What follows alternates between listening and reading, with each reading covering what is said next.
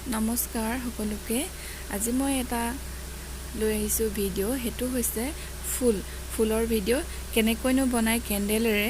চাওঁচোন আহক ইয়াত মই গেছতে পাতি লৈছো এটা ডাঙৰ মানে মিডিয়াম সাইজৰ এটা বল মানে পাত্ৰ আৰু তাতে সৰু বাটি এটা আৰু তাতে দিছো দেখিছে নহয় পানী আৰু হেখিনি গৰম হ'বলৈ দিছো যাতে কেন্ডেলখিনি মেল্ট হৈ পৰে দেখিছে এয়া ধুনিয়াকৈ মেল্ট হৈ গৈছে আৰু সৰু সৰু টুকুৰা দুটা আছে এইখিনিও মেল্ট হৈ যাব এয়া মেল্ট হৈ গলি গল দেখিছে আপোনালোকে ইয়াৰ হলনি ওয়্যাক্স কিনিবলৈও পায় আৰু সহজতে পাব পৰাটো দোকানত সকলোৱে জানি পায় মম সাধাৰণ মম আৰু ইয়াতে মই দিছো লিকুইড কালাৰ এটো কেন্ডেল বনাবৰ কাৰণে যেটো কালাৰ লয় হেতুৱে হয়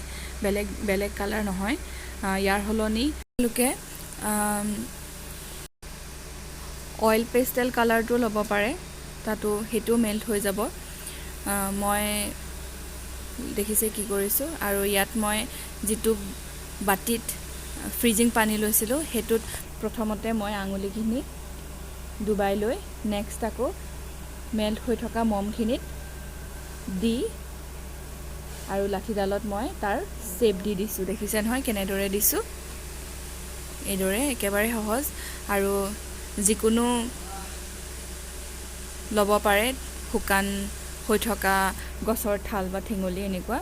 আৰু কাইটিয়া গছ যেনেকুৱা আপোনাৰ এটো টেঙা কাইটৰ গছও লব পাৰে হেতু ধুনিয়া হয় দেখিবৰ কাৰণে শুকান হ'ব লাগে শুকান হলে ভাল আৰু এনেদৰে গুটেখিনি বনাই লম ধুনিয়াকৈ দেখিবলৈ খুব সুন্দৰ হয় একে ধৰণেৰে দেখিছে একেবাৰে সাধাৰণ বনাবৰ কাৰণে এনেকৈ বনাই ৰাখিলে ঘৰটো দেখিবলৈ ভাল লাগে বা ফুলেৰে ভৰপুৰ হৈ থকাৰ দৰে হয় এয়া ৰেডি হৈ গল দেখিছে ইমান ধুনিয়া লাগে ন আপোনালোকেও কৰি চাব পাৰে ঘৰতে একেবাৰে সহজতে হৈ যায় বেছি সময় নালাগে এয়া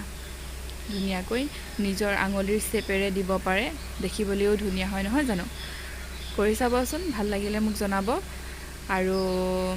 যদি ভিডিওটো চাই ভাল পাইছে লাইক কৰিব শেয়াৰ কৰিব কমেন্ট নিশ্চয়কৈ কৰিব আৰু সাবস্ক্ৰাইব কৰি দিব আপোনালোকক বহুত ধন্যবাদ জনালো ভিডিওটো চোৱাৰ কাৰণে আজিলৈ আহিছো